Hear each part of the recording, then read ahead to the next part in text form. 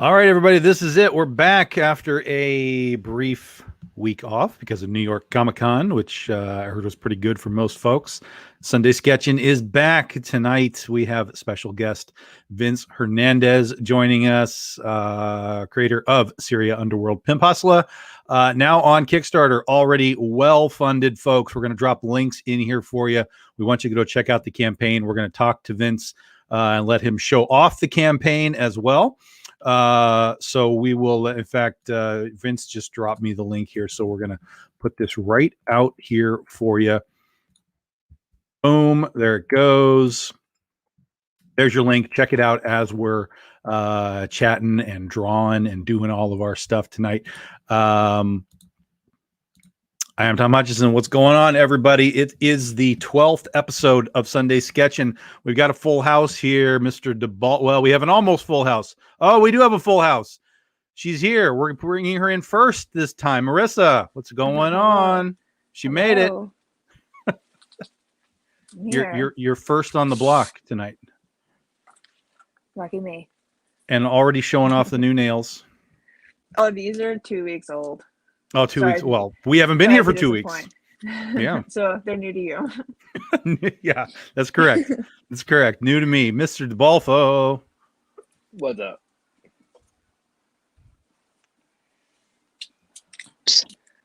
Ryan Kincaid. What's up, people? April, Raina. What is that little blue thing you got going on down there? Is that some kind of light you got happening on your? What? Oh, yeah, because I'm right-handed and I keep covering. So I started using like a little ring light or something to shine upwards. Sorry. Gotcha. Like you're No, you're good. I was just like, we're in like the Tron world. Yeah, right. Let me cover it up so that we're not like blinding everybody. No, I've got a marketing person who has been helping me like get the word out on my own campaign. And I've been doing time-lapse videos to try to, I don't know, help promote. I don't know. I'm bad at this. That's why I have That's to what have marketing help. does. Just do what you do, April. Just do what you do. You're good to go. And of course, special guest tonight, as we're talking about Syria on Kickstarter, is the creator himself, Mr. Vince Hernandez. Hey guys, thanks for having me. I appreciate it. Of course, man. Of course. Good. I can't even remember the last time I chatted with you. It's been like pre-COVID since I've seen you guys from the Aspen crew. I'll give you credit, Tom, because you got me at it. Like I couldn't come up with a good excuse fast enough. Like, I never do these things. Like I'm not. I don't know. Like podcasts and anything that has the word "cast" on the end of it, I'm like, I don't know if I want to do that because I just feel like I don't talk enough to be able to like entertain people for that long. But I don't know. I felt like it was a good time just because my campaign was going on, and you know, yeah.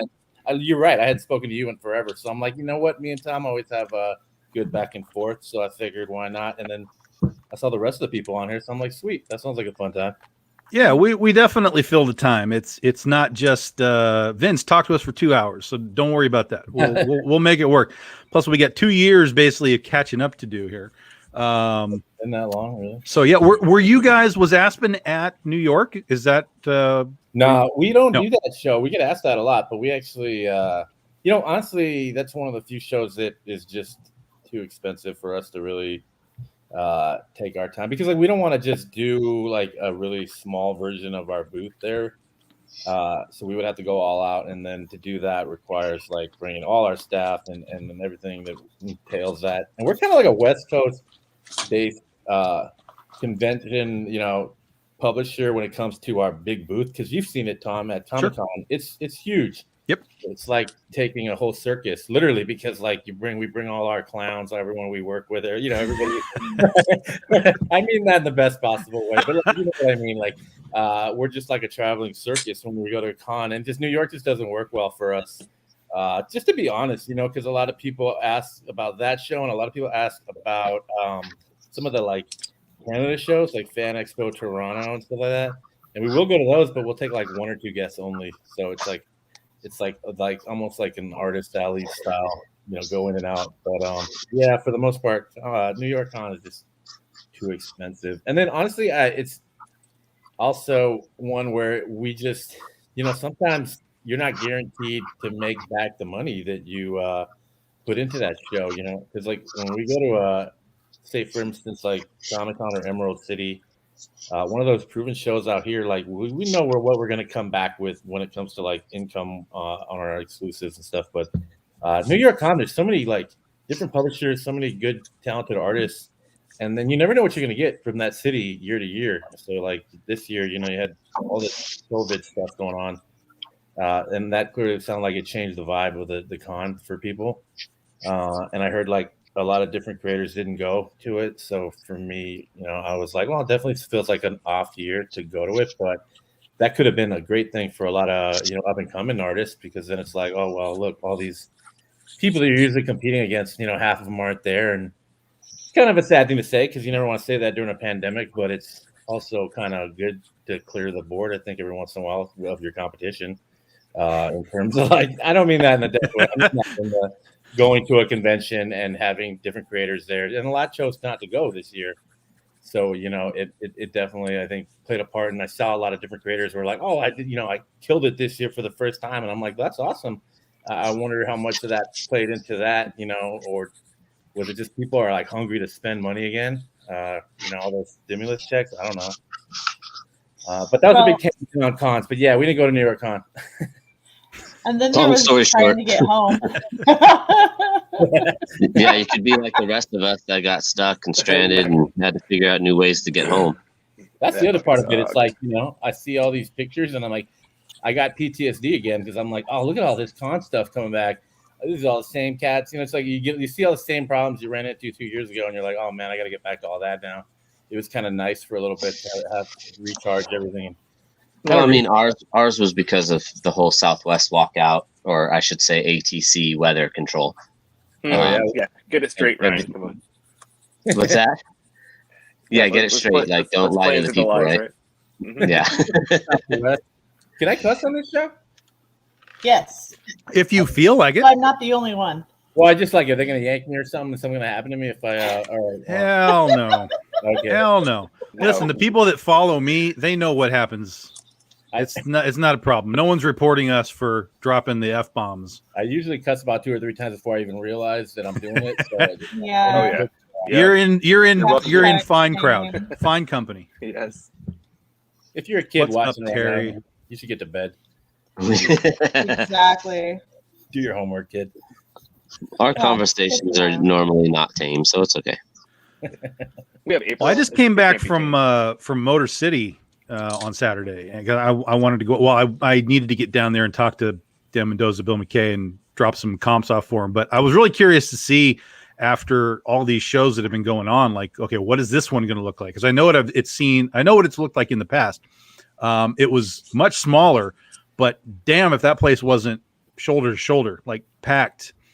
And kind of it was a similar vibe, like I was hearing from New York. Like, it was a smaller New York, but there was still people, and they were still, spending money. So I think it's a good sign. I think it's a good sort of indicator that people are definitely willing to get out to some of these things, especially if they have the right, sort of guests that these guys are looking for.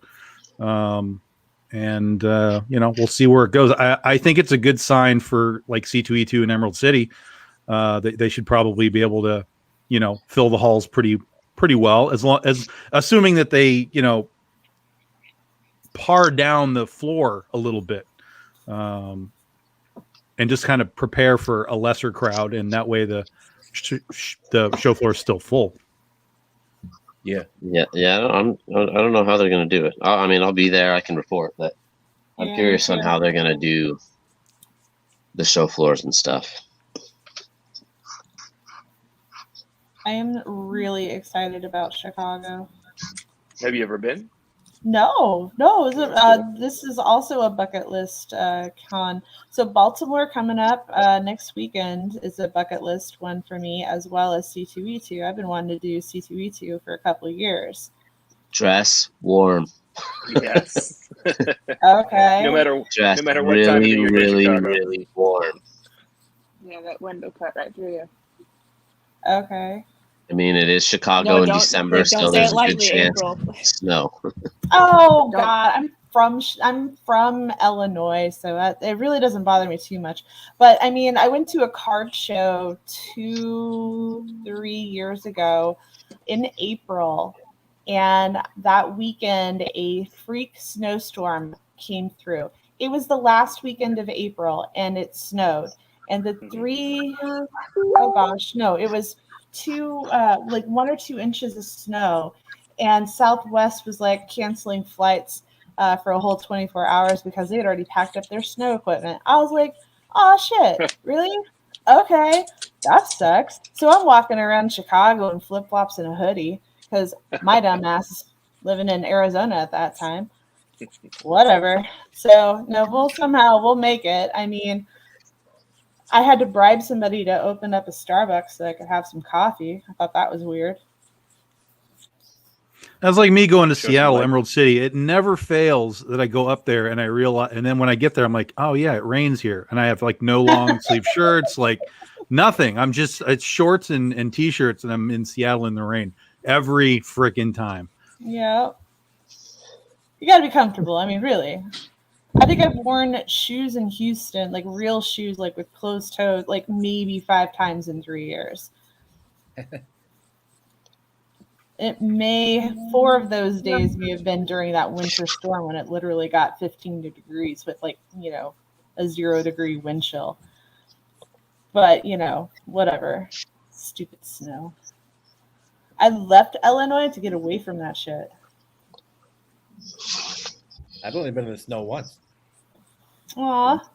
Gus hates it. He can't walk in it. I like the snow. I took him up to the Rocky Mountains back when we were first dating or seriously involved. And I was like, well, what do you get the guy that can buy himself anything? I'll give him the experience of a lifetime. So I took him up to the Rocky Mountains to go have some fun. I'll take him sledding. I'll take him to go, through the kitschy shops in the touristy town, blah, blah, blah. Oh, my God. Only to find out, what the freak did you bring me to? Exactly. He fell so many times. You'd hear the swear words echoing through the mountaintops. I was like, Gus, you got to calm it down. You're going to cause an avalanche. Oh, my God. Don't wait for me. I'll just go ahead. I'll catch up. You'd hear him fall like 2 blocks over. It's like, oh, is that before or after you got married? It was before. And he still married you. Imagine that. I'm a keeper. You're welcome. Of course, we know that. It's all in the lap. It's all in the lap. Yeah, all right. Oh. Too bad for him, though. So if I would have taken him like now, I'd be more worried about him breaking a hip. Well, he just had a birthday yesterday, so I think he's feeling older than normal. Yes, that's right. I saw that on Facebook. Tell him I said happy birthday. Oh, I know. He's probably listening. You could just tell him directly. That's true. Yes, happy birthday. We need a shot. There it is. His None of this birthday got rainbow shit either. overshadowed by Amelita's because her birthday party was yesterday, so it was all about her with all the pomp and circumstance. He's like, no, wait, it's fine. I'm fine. I'm like, oh, yeah, it's your birthday, too. He's like, that's not nice. I'm like, well, I just woke up. April. I didn't even have Facebook Hi, open Terry. to remind me yet. It's fine. Starbucks hadn't kicked in yet. Oh, well, you know what? He doesn't have a registered card for me to, like, pilfer his free drink. I did that to my daughter. I'm like, look, I'm going to spend your free drink for your birthday. I will buy you a coffee. Mine's way more expensive. And she's like, that's okay. I always steal my mom's grocery rewards at the gas station when they ask you if you have. Yeah. Because they don't know how to use the rewards, like, and how to claim them because they don't like anything with technology. So they always have rewards available. I'm like, sweet. Yeah. Yeah, I think smarter, not harder. Oh, yeah. Yeah. Hey, Tom, I think I've been using my buddy's like 7-Eleven rewards card for like the past 10 years. So yeah, exactly. He's got so many free things from me. It's unbelievable. You're not eating if you're not cheating. You know. Right.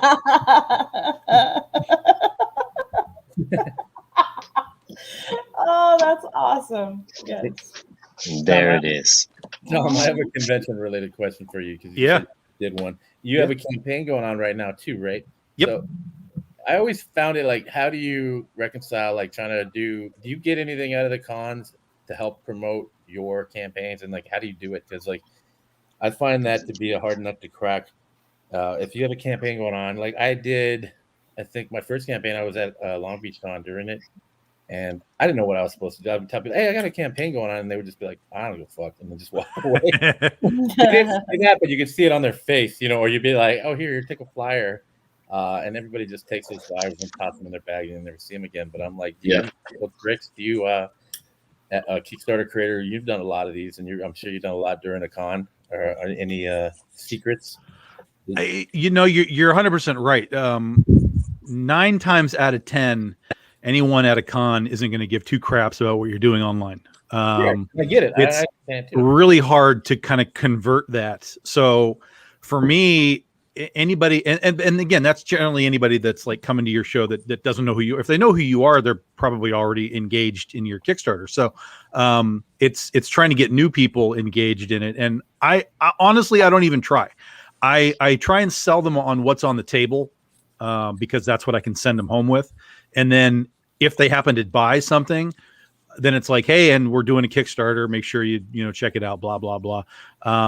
Kickstarter is still such a new technology and a new platform that, as much we understand it because we use it and we're in that circle all the time, but 99% of people in comics have no clue what the hell we're doing on Kickstarter. They still think comics are somebody makes them, they come to comic book stores, and that's where we go get comics. Like that's their understanding of it. So I really don't stress the push at a con, like if you got a flyer, send it home with them. If but really the cons are about putting something physical in their hand to take home. And you kind of hope that you can catch them in the long run. Like, oh yeah, I bought this thing at, if you, like you said, you're on issue 2 for Syria. So you want to just focus on getting that number 1 in their hand to take home. And if they like it, then hopefully they're, okay, let's go see what Vince was talking about with this issue 2. I think one of the benefits was that people are like, oh, he's able to fulfill something. He's not just like some crack poser. Sure. Because that was a big thing for me to just come. I didn't want to do it, to be honest, after number 1, because I hated the fulfillment part. Yep. I was like, this fucking sucks. Like, yep. It's awesome to see, like, oh yeah, I got this counter going with all this dollar signs going up, and I'm like, oh, this is sweet, like. I wish I could have done this from the get. And then the minute it ended and I had to start fulfilling, it took 3 months of like hell. I was like, I was after work. I would like work a full-time job, and granted it's comics, so I'm not like working like hard in some mine, but I'd work, I'd go to the studio, come home, and then I'd fulfill, and I would be able to get like 10 shipments done a night, and I had like 400 pledges or something. So it took me like 3 months. And I think that's exactly how late I was. I was like 90 days late or whatever. And so after that, and then the pandemic hit like right after, and I was like, I don't think I'm ever going to do another Kickstarter. That was just a lot of work for the amount I got, People saw like the final gross amount and they're like, oh, damn, that was cool. You did good. And I'm like, yeah, once everything got paid for, I'm left with a little bit, but it's, you still got to do the work. So I let it sit for like a year and a half. I was like, I'm not going to do another one. And I saw so many people like just fill the space with like, and I'm not saying like I was just the only one doing it, but I was like, you see all these new creators come in and you're like, man, these dudes are killing it. They're like able to put out 1, 2, 3 a year, and just do it consistently. And so it kind of like got me thinking. I was like, yeah, I really got to get off my ass and do this. And, granted, I still have a full-time job, but I'm like, I got adult about it. And so I reached out to some people that are like experts in comics and do this stuff. And I said, look, I need help. I need somebody to do my fulfillment. I need somebody to help me with, my marketing stuff. So I just paid out of pocket, but it's been a godsend because like, you kind of have to be responsible about it and just be like, look, I know what I can do and what I can't do, and I can't do this anymore. So I kind of just outsourced that. And the second one's been a dream. It's been a real fun ride, just being able to not have to worry about that and just be able to do the story aspects, which is what I want. I mean, I'm just a writer. I'm not like, and I struggle with this in every aspect of my career because, for better or worse, when you're in comics, you have to do like 90 different things that don't involve making a comic book just to be able to like survive. Whether that's learning how to fucking package a piece of art or learning how to deal with some asshole at USPS or just all the little things in between, in getting the product to the customer. And then at the end of the day, you're just exhausted creatively. And you're like, I can't just sit down and come up with something cool right off the top of my head after just struggling all day to do all these little odds and ends things. And that doesn't even involve life and other people that are in your life, So I was just kind of drained. And then, just seeing everybody do theirs, see everybody kick butt. And I was like, oh man, I got to get back out there and put mine together. So I hired a team, and then, we're mid-campaign now, but it's like in 2 weeks, we already passed our week one total stuff. I was happy about that because like right before the campaign, I talked to a lot of creators and they say this happens a lot, but I had like a good solid week of just panic, freaking out attacks, like not like crippling or anything, but I was just like, man, what if nobody, pledges and this is just a piece of shit that everyone's just like, and you get these thoughts and you try to like block them out, but at the end of the day, it's like, just one dude. And how many people are kind of, I wouldn't say low self-esteem, but we always have a chip on our shoulder, no matter what. Like, it's just how we are. It's the wonder if, for whatever reason, we have the one, like you said, is no one going to pledge? Is this going to fail?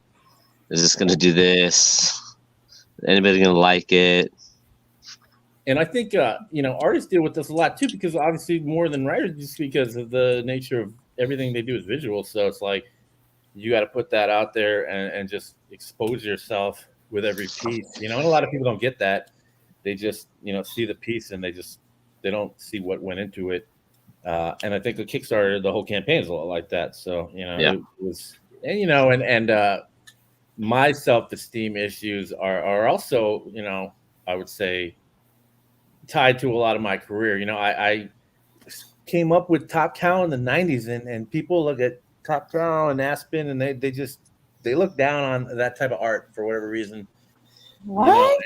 I think, you guys changed my life. That's ridiculous. Those jerks need to come talk to me. I was straight, sir. It's the greater mainstream, critic of indies have always kind of had to deal with this. I think a lot of it too stems from just, for good or worse, a lot of artists in the 90s were cheesecake artists, and they did that as their bread and butter. And I think that's always, not to say looked down upon, but, people point to that as something that's not what it should be. But I'm like, if you look at everything nowadays, all the nostalgia, people still love that stuff, Absolutely.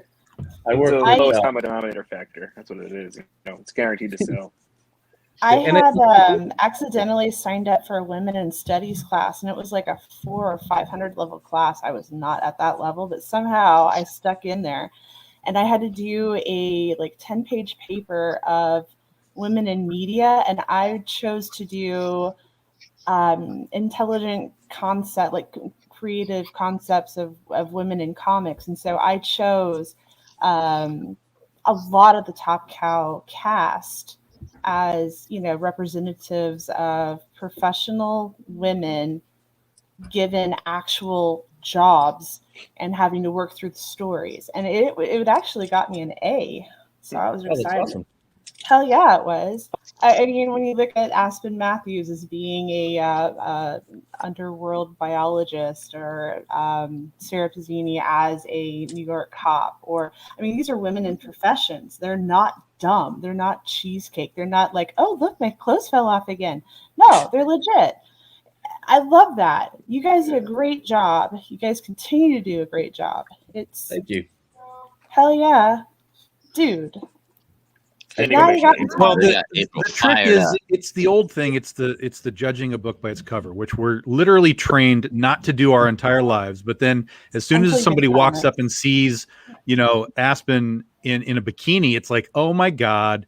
And you're like, have you read the book? Do you know anything that you're talking about? Well, no, but look at the cover. What? Again, just step away from the booth and let us do our thing. Just send them to me. I'll set them straight. Fantastic. A lot I of have a times, way. I have a way with people. well, there's a lot of women that are drawing these covers, which is what a lot of fans don't realize, And in my 20 years of editing, I've never forced a cover onto an artist, like in terms of like, hey, how you have to draw this piece. I've Ryan always says happy birthday, by the way. Oh, thank you. Welcome. I've never forced an artist to draw anything they didn't want to draw, and a lot of times some of the sexiest covers that I've seen have come from women. So it's I think you need to have a balance, and you also have to have a respect factor of we're not trying to offend anybody with any covers, so that's always been at the top of our priority list. But there's always going to be critics either way, so I stopped caring. At the end of the day, it's like, I let the artists draw what they want, and that's always the most fun thing for me, because the fans will buy what they want. They'll vote with their dollars. So, whether it's a sexy piece or not, and Kickstarter is filled with sexy pieces, so you can't just like rest on that anymore or ever really. You have to kind of bring something different to the table, and that's what I think every good cover has. Is like a good cover tells a story. It's not just a piece. It's not just a figure. Anybody can draw a figure. You can go down Artist Alley and get 10 different commissions from 10 different binders, and they're just pieces. They're standing there, but you wouldn't ever look at that and be like, "That's a great cover." A great cover tells a story, and I think what you see with the good campaigns, and even just the good comics on the stands outside of just Kickstarter, I mean, great cover artists know how to tell a story. And you look at J. Scott Campbell or Adam Hughes or these guys that, they might lean on just a particular gender or just a particular figure, but their covers still, move you in ways. They tell you what you want or what they want you to know, and I think that's kind of lost in a lot of these, amateur pieces that people just want to draw something sexy. But, going back to what we were talking about, with like looking down on that as an artist, I think just working in the art field, I don't believe you should ever censor anything. I mean, if somebody wants to draw something that's, erotic or something like that, should be their right, as long as it doesn't offend anybody or do something that's, derogatory. That's kind of what art is, right? I think art should really make people think, make people question stuff. Is this the right thing to do? I think that's what art does best. So Yep. But I mean, I'm talking to a room of artists. Yeah. Well, I mean, those are the questions and comments that we get on a daily basis at cons. Well, why do you draw this? Why do you draw that? And half the time I laugh, because if Shannon's with me, I'm like, well, because my wife said this would be a good idea. Yeah. Or I tried to do it this way, and the editor said, no, draw it sexier. The sexiest covers of my campaign have come from Source Film.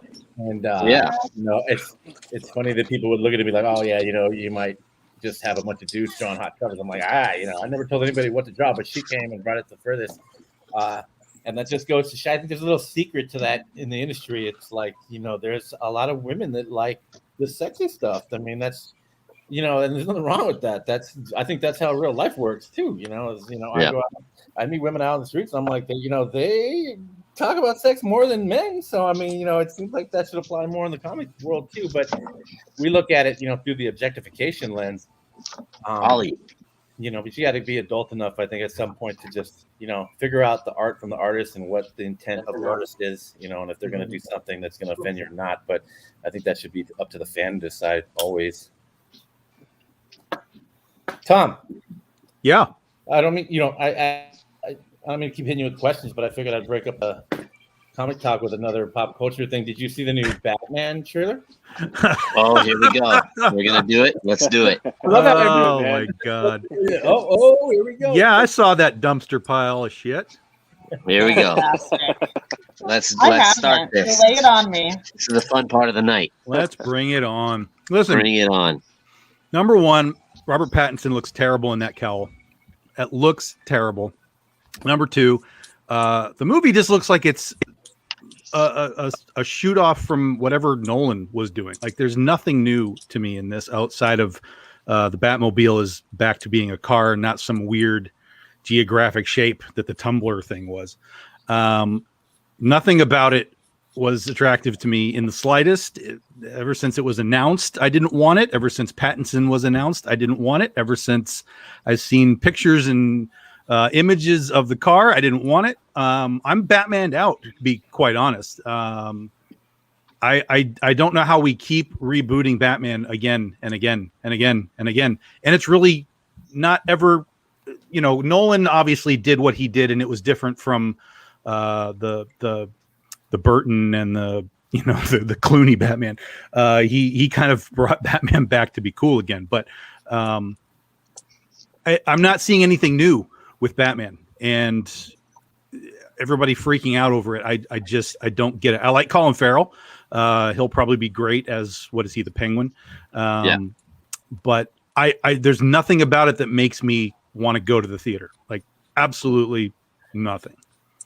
But how's that? But it's Batman, man. I don't care. So what you're saying is you'll be at their opening day. I will not. I will. He will be there opening day just so he can rag on the rest of us. Let's get it straight. If my movie show is back by that point, then and they all want to see it, then I'll go see it and we'll go tear it down on the movie show. But honestly, there's nothing about it that I want to see. Nothing makes me want to go see it. It just looks like another Nolan movie, and I was not a fan of the Nolan stuff really. So it just isn't. There's nothing there for me. Nothing there. What about the look of Riddler and how they're portraying the Riddler? I'm not sure I really caught the Riddler look. What? I know I saw the Penguin, but I don't think I caught the Riddler look. The Riddler is the guy in the jacket and the mask with the glasses. I see. I didn't even know what I was seeing at that point. You would never realize that's the Riddler. I mean, that's my only beef is that it, except for a question mark, it looks nothing like what the Riddler could even possibly look like. Well, and that's the other thing for me with again, it's the Nolanization of the DC universe. Is everything's dark. There's no color. It's the one thing I give credit to for the Suicide Squad movies is they're just like, screw it, let's just put some color back into the DC universe and have some fun with it. So I give them credit for that because everything, even freaking Wonder Woman. I mean, the '80s one was different. They put a little more color in that, but even the original Wonder Woman was like, okay, let's darken everything down. Let's pull the color out of it. It's just, it's the Nolanization of or the Snyderization or whatever you want to call it of the DC universe. And I'm anti that. There's one thing I like about Aquaman is, again, it was like crazy over the top comic book movie with, I mean, literally they're riding seahorses in Aquaman. So, I give them credit for going back to the sort of the source material and doing that kind of stuff. Whereas with Batman, everything with Batman just keeps leaning into, let's make Batman as real as possible. Real gear, real this, real that. And I don't want real superheroes. I want bizarre, let's have fun superheroes. I don't want the real superheroes anymore. And that's what all the Batman movies are now.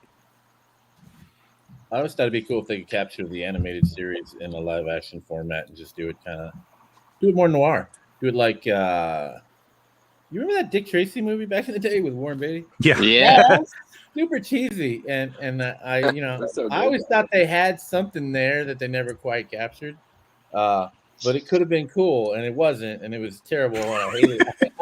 I look back at that movie and I'm like, God, I can't believe I actually was into that when I was a kid because I used to collecting all the dumb toys. And I don't know, but I love that vibe they had for that film. I feel like Batman animated series had that same feel, and they've never quite captured that on the live action. I'd love to see that because I do think you could make a cool Batman like movie franchise that just keeps going, but I don't think it's the way they're doing it, like you said, Tom, with the make it real and make it super gritty. I did see shades of like Nolan in the trailer too, because I was like, man, this kind of feels like a Christopher Nolan movie. Yeah. I don't hate those movies as much as you, but I think they're pretty. The first two were pretty cool. The Bane one I thought was kind of stupid. Well, I like Batman Begins a lot. I was a big fan of that movie. That one I liked a lot. Dark Knight Returns, I don't get it, honestly. I mean, I don't see the Joker as being as great as he's made out to be, Heath Ledger. I loved his opening. Like, I was expecting greatness from the opening. I'm going to make a pencil disappear. Like, that was fantastic. And then the rest of the movie, I just didn't care anymore. So I don't get it. And then the third one was just awful. What makes Joker great in that is his philosophy really wasn't wrong. I mean, if you ask me, he's a fucking maniac. Yeah, no, I agree. He's not wrong. Yeah. Same thing with Thanos. Chaos. Like, Thanos isn't wrong, but he's a bad guy. You know. I think that every day, man. I drive in my car and I'm like, Thanos Yeah. is right. Out in California, I bet you do. I was like, that's Snap because your you're on fingers and 405 make all the everyone go- time, and you're like, mother trucker. Oh yeah. The hate is real. Let's get dude. rid of half of this traffic. Snap. Yep. It's true though. I mean, you think about like sometimes the villains have they got better motivation in these movies than the hero. Yeah. I Because think that's what Batman, made if I had billions of dollars and my parents were killed, I think I'd get over it after a year or two. To be honest, I hate to say it buy like myself that. some But happiness. yeah, I'm like, sitting there, like, Go buy a jet ski. Feel better real quick. clearly fighting crime doesn't make him happy either because he's always struggling with his emotions. So like, Alfred just give him a quick slap and be like, dude, just go out to your jacuzzi, man. Hire a therapist. I feel like Batman today would be on TikTok or something. It'd be like a funny fucked up version of it. He'd be like Snoop Dogg is, he's just played out where you're just like, oh god. Hanging out with Mark Stewart and shit. Snoop Dogg has become like a caricature now of himself. You see him and you're just like, oh wow, dragging this dude out. I feel like that a lot, to be honest. Once I hit 40, I just feel like I'm outdated now, especially in comics, because I see all these like people coming up, and I'm like, man, I'm old now. I don't know anybody. Editors are like 25 years old. It's a sad day. Sorry, Tom. I didn't mean to drag down the mood. You're fine, man. I'm gonna You're leave. fine. That's why Yeah, I the drink coffee so I can feel young again. The senior citizen home says I got to get back to my room. The little red light came on. Time to go. Yeah. Time's up. All right, Tom, you mentioned it earlier. So what about Shazam 2? I mean, they haven't really shown a whole lot. I like the first one, so there you go. I do like things. I thought the first one was a good surprise. I think it was brilliant, but it was done well. So Done well. we'll see how the second one looks. I I know they like- changed the suit, which is a little. I mean, kind of obvious they're going to change the suit so he's not quite as cheesy looking as the first one. But that was kind of the fun also of the first one. So I'm kind of like, are we going to like Snyderize Shazam now, or are we still going to have, the big red cheese? So we'll see how that plays out. From the look of it, it looks like it's going to get a little more serious. Yeah. Maybe not as much, because they showed like some of the character designs for the villains and stuff. Or the side characters, and they're all like Greek mythology characters, the Minotaur and Griffin and stuff like that. So I'm curious on the introduction to that side, because Greek mythology they can go crazy with. Mm-hmm. Other than that, I don't know. Yeah, I don't either. I know the first one was a pretty pleasant surprise. I expected zero. It was basically. All the trailers were basically like, well, this is just big as a superhero, which is basically what it was, but it worked. It was fun. And I was happy with it. But you didn't like Halloween. Oh. I only asked because I was gonna probably queue it up tonight just because I saw it on Peacock. Well, okay. So let me qualify a few things here. Number one, I'm a huge fan of the Halloween franchise as a whole, going back to 1978. So I love Halloween, love Michael Myers, all that kind of stuff. So this new trilogy, the 2018 and Halloween Kills, if you are not a deep fan of the original run, you'll probably be okay with this because you have no context of what came before. But in the original run, there was actual story, albeit weird. It turned into some weird cult of Thorn, and there was a lot of weirdness. All of that's been stripped away, and even the part about Laurie Strode being his sister is stripped away. It's all pulled out, and you're back to basically just bare bones. Michael Myers has come to Haddonfield and is killing people. Now that's okay. If you're going to strip all that out, that's okay. But you got to put something in its place for the people that have been around Halloween. You got to put something back in its place from a story standpoint. They didn't. There's precisely zero added to this new trilogy to make it like, okay, here's our new story for Michael Myers and Laurie Strode and Haddonfield. And that's where this thing went wrong. And the second one, Halloween Kills, it brought even less. Like, even the tiny threads that you were given in 2018 were not touched upon in Halloween Kills. Basically, Halloween Kills is the last Jedi of the Halloween movies. Okay, this is Rian Johnson saying, I don't care, and I'm just going to make my own movie, and he did nothing with it. So it really, your enjoyment of it is going to depend on a lot of different factors. For me, I was bored out of my mind because there's nothing there. There's literally no story. So you've got kills and stuff. All the crazy horror is happening, and all that's fine.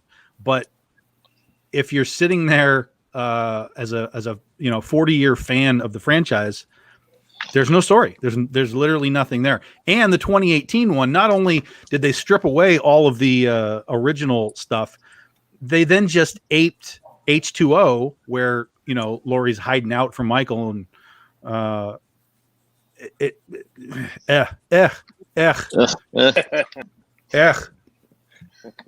if the lore of Michael Myers is not the same, and it's not Laurie's sister and all that, then what the hell is she doing in the movies again?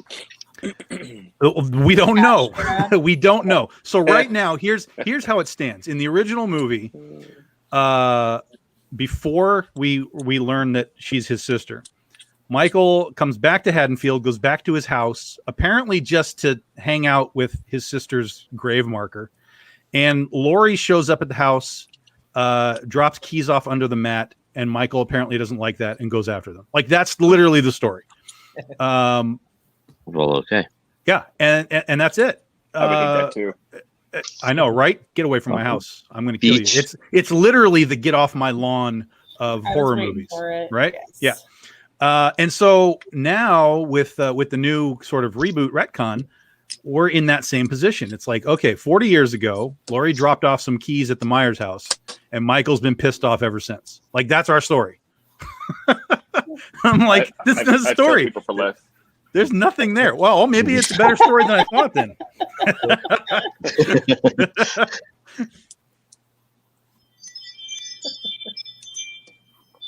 The fairy has arrived. So there you go. There you go. And and again, someone's at my door. There's if you're a fan of horror movies and stuff, and you just are one of those guys who's like, okay, I'm just going to go in, I'm going to watch Michael cut some heads off.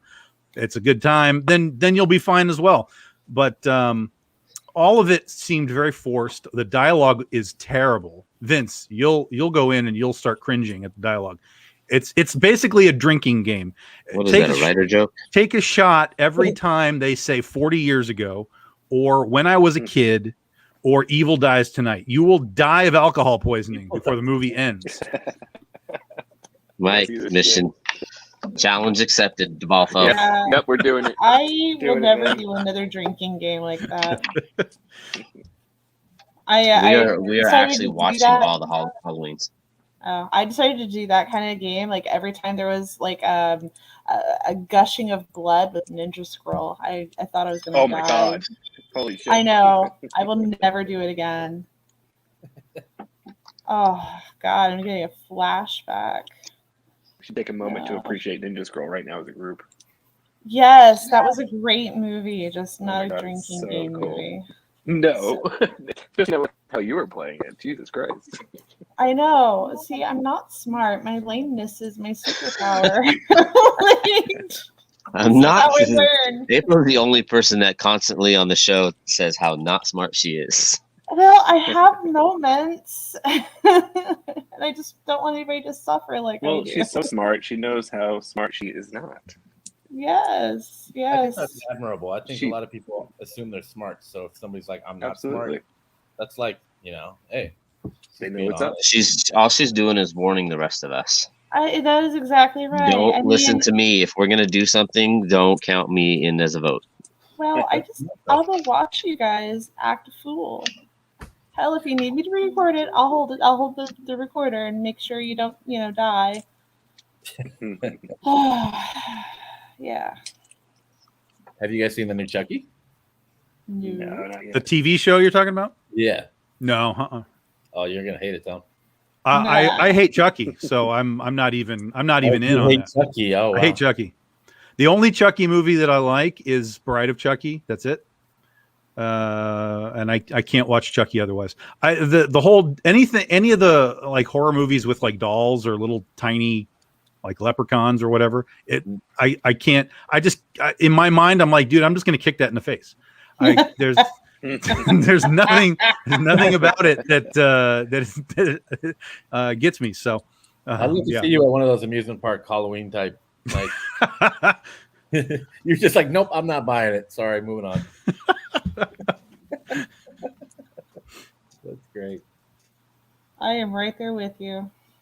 Like I feel like that should just be sort of like a parody horror movie, Even right? on like where you have like this thing where you have all these these dolls are all alive, but like people were just like kicking them in the face. Like what? I mean, okay, it's weird that that's alive, but punt. Yeah. That'd be a pretty cool movie, actually. Just kicking dolls for like an hour and a half. But they covered that in oh fuck, what's that name? That one, the third or fourth one, Army of Darkness, right? Yep. Where they have the little puppet guys, and he hauls off and starts kicking them. I don't know. My brain just died. What surprised me, though, we are actually talking about Chucky on the movie show a couple of weeks ago. What actually surprised me is that's never been retconned. All of that is continuity based. It's never been reset. Even like Cult of Chucky was still a continuity based movie. Yeah, and we all assumed that it just got rebooted and restarted, but it just kept going. So I give them credit in that regard. They never retconned and just kept going and figured out a way to do it. 2018 would probably be one that kind of was like tangentially a little different because it had like him. He was like computer or internet controlled. But yeah, they've been keeping it going with the story. The TV show is weird because it tells the origin of Chucky when he was a human. So you you learn how he became. I guess we're gonna learn how he became like a homicidal killer in the 50s, which is kind of weird. But I thought it was kind of, I don't know, straight up C+. They need to do Chucky in space. It's about time. About Chucky going to space. I think he'd survive because he doesn't breathe. Yeah, he's just a doll. Well, we've had Jason in space, and we've had Hellraiser in space. Oh, and Leprechaun went to space. Didn't we have Fast and the Furious in space? Who? Fast and the Furious. Didn't they go to space or some shit? That's not a horror movie, but it's only a matter of time. Sharknado went to space too, but we're not going that deep. That's half of the fun. Would you go to space for $275,000? The fuck is there a tornado in space? Like that. I like this mic up Actually, there are like massive black holes and stuff. And like that's the only problem with Sharknado is that it's in space. So. Yeah. Otherwise, it's a fantastic movie. Yeah, it makes sense. It's okay. We were going to do a comic book of that at one point, and then we came to our senses. Of what? We got a good pitch from the Sci-Fi Network, and they were like, we want to do a Sharknado comic. And we were like, this sounds retarded, but it's also kind of interesting. And then the show came out, it was like a big old hit. And then we were like, maybe we should do this comic. People seem to love it. And then we were like, no, this is going to be stupid. And then they came out with like 5 other sequels. And we're like, okay, we dodged the bullet there. You literally were unprepared to jump the shark, huh? Yeah, exactly. Womp, womp, womp. That's why they try to do a comic for everything. They put out a lot of terrible shit. I was going to say the key word there is try. Hey, there's people out there that'll do it. I mean, comics. It's like, no question. Everybody wants to work, but at some point, it's like you gotta fill your days with something other than crap. So I don't know. Like, sharks are kind of fun, Survive on crap. Crap's a relative term, Some days it's crap, some days it's talent. Yeah. That's what I tell myself in the mirror. The story of my life. Like, what's today going to be? Crap or talent? I tell the fans, it's going to be crap or talent. You decide, but you're going to get some either way. Yeah. Either way, buy my book.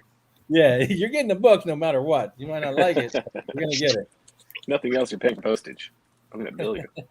It does say, Kickstarter says you might not even get the book, so just be happy you're getting something. It's the thought that counts. Mike, when are we going to see something from you on Kickstarter? Oh my God! Oh, I had a nickel here for we every go. time I heard that question. If he had a dollar for every time I heard that question, he wouldn't need a Kickstarter. Absolutely true, man. Absolutely. I think it'd be a hit, man. I think you should just Yeah, you know, pile on to said whatever proverbial mountain you're probably getting buried under. But you know, I'm with the group saying you should. I think. Well, I appreciate that. I mean, your advice means a lot. I've been loosely attached to a few things. Yeah. That's all I can say about that right now. If I could give you guys a word of advice, and it's not even a word of advice, just some from my experience last year. If you think someone would do well, but you just don't have the time, just have someone do it for you, and just give them a little money. Because at the end of the day, I've learned that, like, I used to hold things really tight to the vest and be like, oh, this is my personal project. This is something I really wanted, you know. And at the end of the day, 10 years pass, and you're like still looking at some of the stuff you wanted to do. And it's like, I should have just fucking done it. And that's, you know, honestly, in Series 2, I would have probably gone another year without doing it had I just not said, you know what, fuck it. I'm going to pay somebody to help me do this. And then I might lose a lot of money compared to what I would have made, you know, myself. But at least it's out there, you know? Yep. So, you know, it's always fun. But I agree. It's like everybody always has to ask you, like, you know, what's coming down the pipe. So I'm sure you're sick of hearing it. No, it's not even that. It's nice to know that people care and people would be excited about something. It's exactly like what you just said. That way, the thing I have my most focus on is absolutely a passion project, and it is that thing where it's like, I got to do at least the first issue myself. Like, I have to, you know. And then after that, maybe I can negotiate someone else working on it. I did the first 3, and before I was like, okay, I'm done. Somebody else, Right. we're just hiring somebody.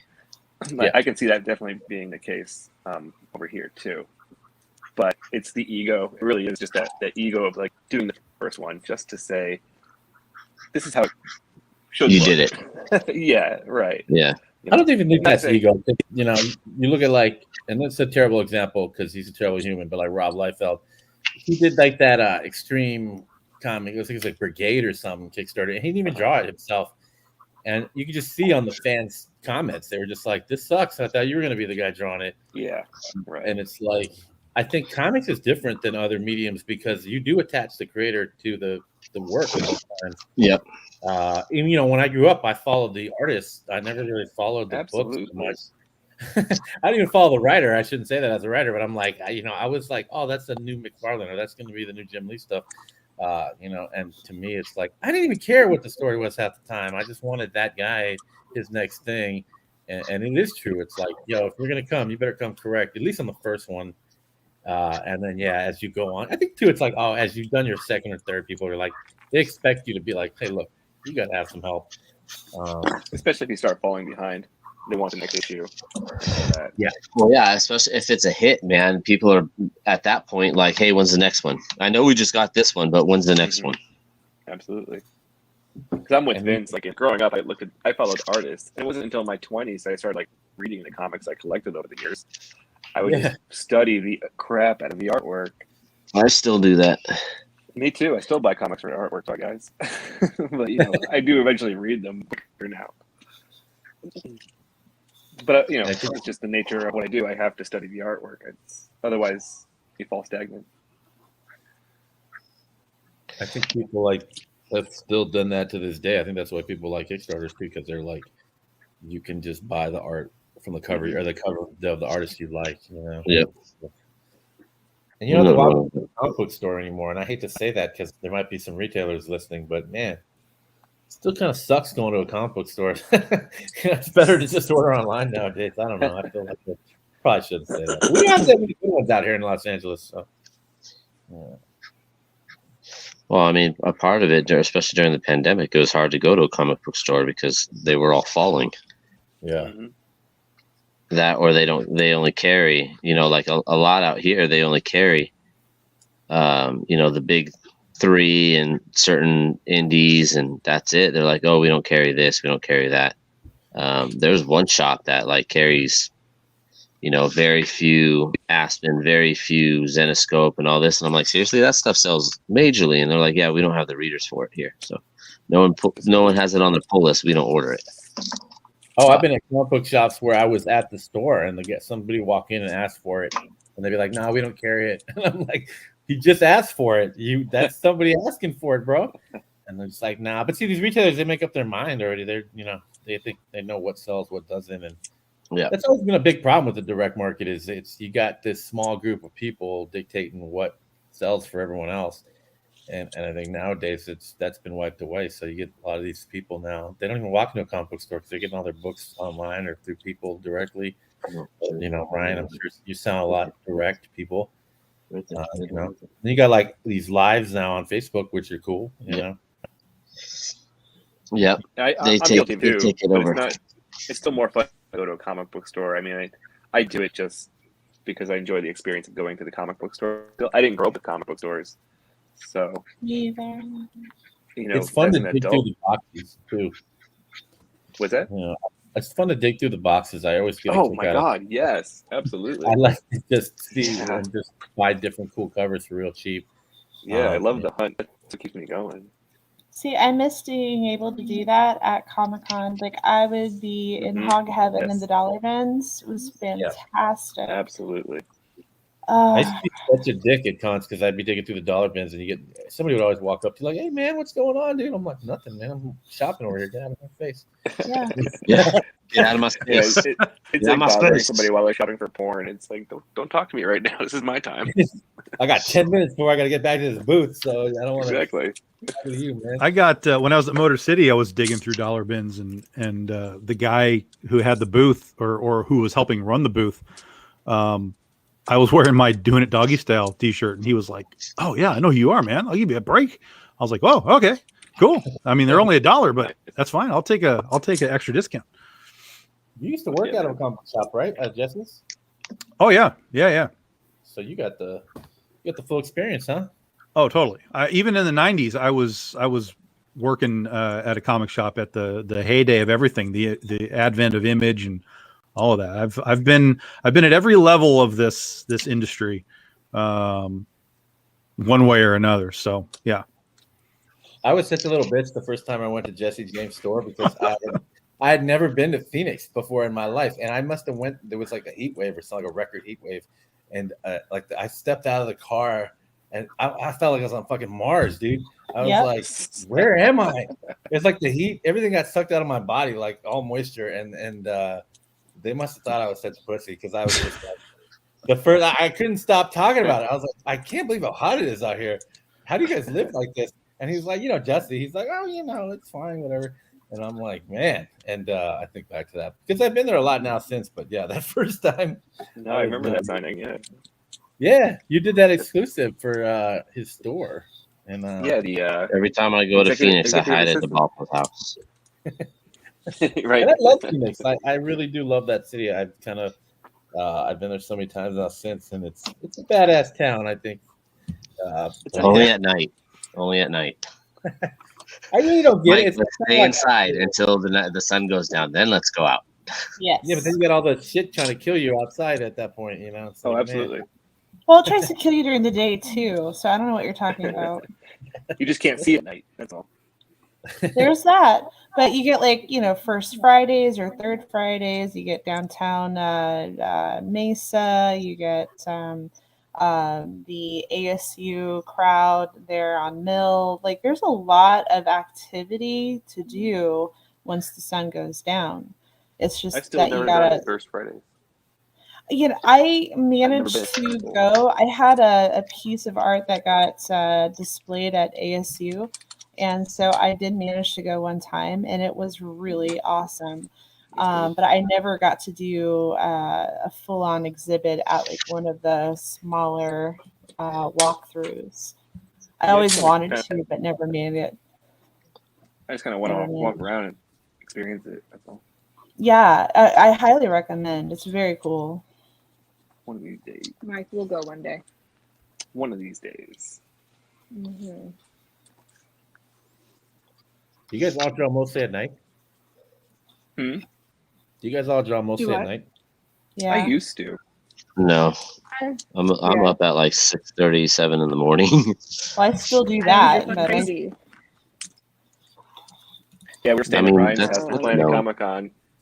I woke up at Ryan's at like 7:30 a.m. His ass is on the couch drawing. I'm like, what the fuck are you doing? Have you lost your mind? It's too Yeah. early to be drawing, man. I do that at your house when I wake up and I'm on the You do. couch. I pull up the iPad. All right. I mean, I draw during the day, but it usually starts around 10:30, maybe 1 in the afternoon. You know, Depending on how much between coffee you 10:30 had. and 1. there's a big difference. It just depends on the day. Well, Ryan, can't you do used to that. bartend. I do what? You used to bartend, right? See what you draw when you got off I work? used to, yeah. Before I moved to Kansas City, I bartended for like 12 years. Yeah, that's how I met you. I remember you gave me a bottle of something. It was like tequila or something. Gin? Was it gin? Yeah. You were gin. You were big gin. I just remember like that dude's a badass. You're never gonna forget a guy who gives you a bottle of gin like the first time you meet him. So, yeah. Yep. I remember you called me for advice on how to get drinks at a Oh, bar. yeah. How times have Right, I'm at changed. the bar. I need a drink. How do I make it to where the bartender does not forget who the fuck I am? Well, that's It's not easy. that easy. Do this. I remember those times, man. You saying at the bar. Just, come on, man. Come on. Acknowledge me, wait. bartender. Yeah. What's the advice that you gave him? Tip well on the first round. Yeah.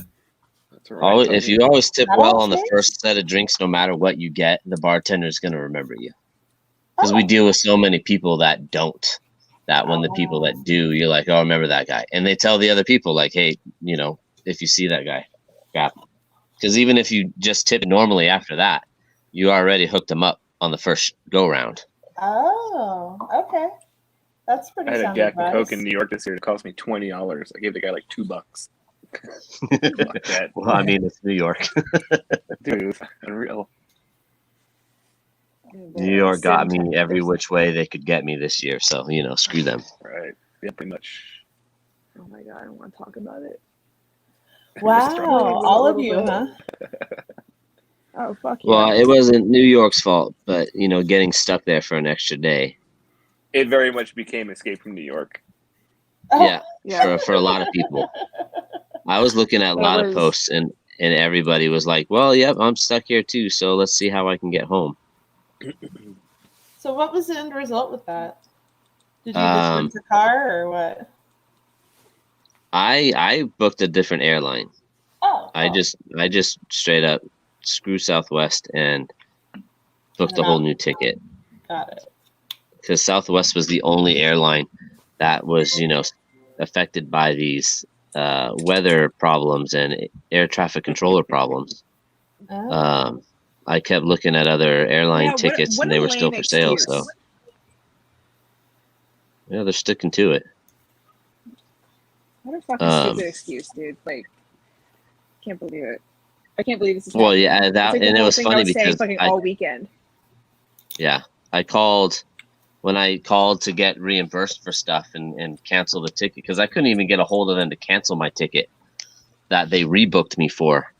I was like, what's going on with reimbursement and this? Like, I was stuck. You guys did absolutely nothing to help the situation on getting home. It was just like, oh, it's out of our hands. It's weather. And I'm like, do you guys really think like the entire American population is that stupid?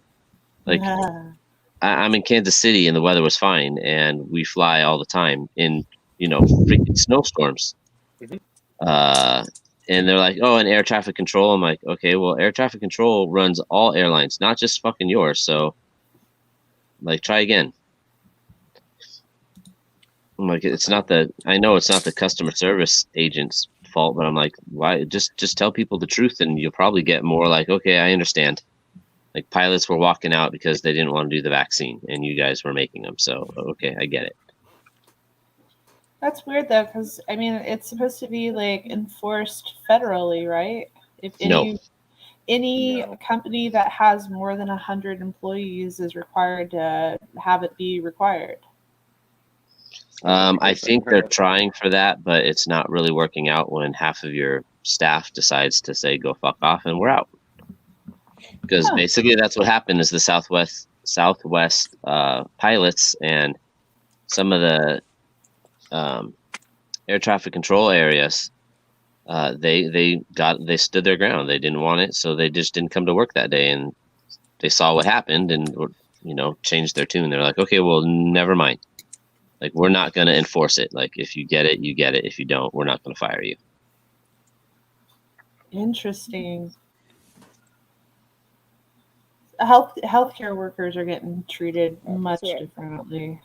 Well, we'll see how that lasts too when half of the doctors and nurses and all them just go ahead and let themselves be fired and there's no one to work the hospital.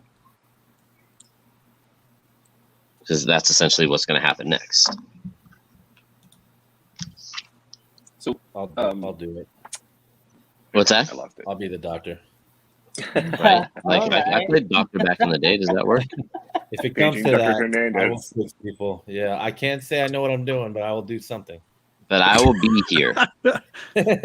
I'll do something. The point is we showed up, right? Well, during COVID, Arizona had that you can't be sued clause, so they got away with quite a bit. Oh, really?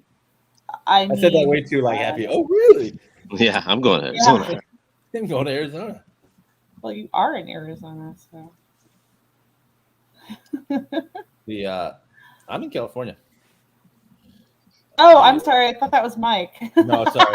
No, I don't sound nearly that cool. I'm like, should I say something? I should say something. I don't want people thinking I'm not watching the screen. Oh, no, you're good. I got my spotlight that's actually covering that, so I'm so sorry. Retract my snarky remark. You know what, Tom? You should show Ryan's cover. I don't think we've shown it. Yeah, we gotta go over your hour campaign here as well. So first thing we'll do, guys, we're gonna show Vince's campaign for Syria here in just a second. But Vince gave me a picture of something that's going to get dropped. Do you know when this is getting dropped on the campaign, Vince? Okay, so it's scheduled for tomorrow, but I just realized that's also the date I told Sanju, the colorist, that we should have it due. So it's probably going to be tomorrow night. Depending. So in the next 2 or 3 days. Yeah, give it a 48-hour spin. You'll see it. It'll appear somewhere. Sometime this coming week, you'll be able to get Ryan Kincaid's special fancy cover that you guys can see right there, right now. Ooh. Came out great. I mean, I love that face. Just knocked it out of the park. That was a fun one to do, man. It was a little nerve-wracking, not gonna lie. But it was definitely a fun one to do. I think hopefully the character is a fun one to draw just based off. She is. But it was more nerve-wracking on, hey, the message I got was, hey, you think you can knock out a cover like right after New York City Comic-Con? And then since I was supposed to go home Saturday, I was like, yeah, I can knock it out. Start it Saturday night, do some work on Sunday, do some work Monday. I got this. And then I was stuck there until Sunday night. So I was like, shit. Oh. I was impressed. Because I had talked. So Brett Kate was the person I was talking about earlier, helping me with my campaign, and a lot of, I'm sure people in this room will know who he is. But for the fans out there listening, he's just a talented guy who's worked on a lot of with a lot of creators, and he's just been in and around comics for a while. I didn't know he was telling you that like right away, like we need it ASAP. I just assumed it would be like in a week or two. And I was impressed when you dropped that right after, because I was like, wait, I think he's at the con. And oh yeah, I was doing layouts at the con. That dude, that's like, to me as an editor, that's always like a badass thing to see, because it's something that nobody does. Get actual stuff done during a con. Everybody says they do, and you see the pros, they'll bring their book and their computer, and I'm working on something, but it never gets done. So to see that, I was like, dang man, Ryan's a machine. It's like he just gets it done, and not only that, but the piece is great. I mean, it's a gorgeous piece. I told Sandy I didn't want to shit the bed, man. Yeah. I'm not even gonna lie. As soon as he said what it was and who it was for, I was like, all right, can't shit the bed, get it done. And I knew your campaign was going, so I was like, all right, so clearly he needs it like quick, because it's going up there. I need to get it done. Thanks, yeah, man. so here's a campaign already funded, guys, already just about at 400 backers. So if you have not jumped on the campaign, do so now. But you do still have 27 days to go as well. Yeah, I went for the 45-day option, and I had no real reason why. Everyone was like, "Why'd you do 45 days?" I'm like, "I just want more money." Like, I don't have a good reason, and I know there's no science to it, but I'm like, "Fuck it." If 30 days does well, I assume an extra 2 weeks will be better. But I don't know. I feel like it's gone on for 7 years, but because you're doing the campaign, and you're like, you got to promote this thing, you got to promote this thing. But at some point, you just feel like the asshole out on the corner with like the sign being like, come into my store. You're just like, and that guy's not an asshole. I shouldn't say it like that, but flicking tickets like on He's an Las asshole. Vegas streets. yeah. Because I see those dudes on Facebook. I'm like, all right, man, enough about your campaign. I know what's going on, and I'm like, I'm that guy for the next 30 days. I was telling Brett, I'm like, oh, I forgot that when my campaign's going on, everything is great, and I love everybody. And Except for Halloween kills. Yeah, you want to put on your best face on top of your already fake internet face. So it's like, I don't do that well, period. Like, I'm not a good faker of like people, and just like you see what I am on the internet. And I know I've lost a lot of fans because of that, because I take stances on shit. But it's like, with this thing, I was like, fuck it, man. Every time I make a post about it seems like some dollars go up. So that's good. I'll just keep talking about it. And people have been responding well, though. I think the thing is to keep it fresh. Like, you got to keep the content fresh. Don't go overboard talking about the same shit. And just have fun with it, And I think that when you look at the campaign page, I hope people look at it and think that it's fun. It's hip hop and art. So I don't know how, people want to take it serious. But, I think the biggest complaint I heard was like it's too much sexy stuff. So, but anybody who's complaining about that, they're not buying anyway, so don't worry about it. That's exactly the response I said. I said, "We're gonna buy it anyways, because if you weren't, then shut the fuck up about it." But they were like, "If you're gonna buy it and you didn't want it, then I'm upset, because then I'm like, shit, I don't want to lose a fan." But for the most part, everything's been cool. I mean, I never, me, Tom. I don't art direct as much as a lot of people, so I'm just like. I believe in hiring the talented artists that you want and letting them do what they do best. So for me, you are setting the bar, man. Come on, holy crap! Some of these people just went off, I think, on their pieces, and I was happy. But like for instance, Dan Mendoza, you're not going to tell Dan anything to do, because he's going to want to do what he wants to do. So I think. With my campaign, I think all my cover artists were like that, with the exception of Elias Chatsidis. He's probably the easiest artist to work with in the history of the world. You just tell him what you want, and he'll just do it, and he'll be happy about it. And, rarely do you see that in any medium, with anything, with not even just artists, but like inkers, different editors, different people. Everybody has an opinion, but it's rare to get that one guy's like, yeah, cool, let's do this. And then it's done, and you're like, whoa, that looks amazing. So, there's differences to each artist, but yeah, I mean, the campaign's going well. I mean, 28. I didn't have any expectations. People were like, "Oh, you're going to do this or that," and I'm like, "Dude, if I make enough to make the book, I'm happy," because I don't go into these trying to think of. I think if you go in thinking like, "I want to hit this," you're going to let yourself down. And I'm not Brian Polito. I'm not one of these dudes who's like does these so well that they just light on fire. I have to really push and struggle to get these people to pledge. So. I'm super happy. He's also not a one-man army. He has, a devout staff that really helps push not only media, social media stuff, but also to do fulfillment. He's got a reliable crew to make that happen. And I look at that as like an attainable goal. When I look at my Kickstarters, I'm like, well, look, he's doing it right, and I think the people respond. And you're right, he's got a group of amazing dudes, and I know most of them. They're awesome people. So I mean, I'm happy to see them do well. And I know that's something that's well deserved with them. And so, but I'm not looking at it like, I think the worst thing you can do as a comic creator is look at other comic creators and try to compare yourself, because it's like everyone's different, and I think you want to be your best you, and that's so cliche, and it's not like something a coach would say, but it's like. I wake up trying to be the best creator that I can be, my own version of Vince, not like some other creator. I don't want to be, the next Mark Waid. I want to be the next Vince Hernandez. So for me, it's like I try not to look at what other people do, especially with things like Kickstarter, because everybody's campaigns are so different. you could have something that people want specifically, like a cover that, everyone just loves that artist. And I saw that a lot with our Aspen ones, where it's like we have different artists from so many different varieties that I couldn't get as a single creator, but behind the company brand, these guys want to work with us. So it's like, oh, cool. We can afford to pay these bigger budgets, but you see what they bring to the table. And it's crazy, like, oh, wow, Alex Ross has a whole built-in fan base that comes no matter what.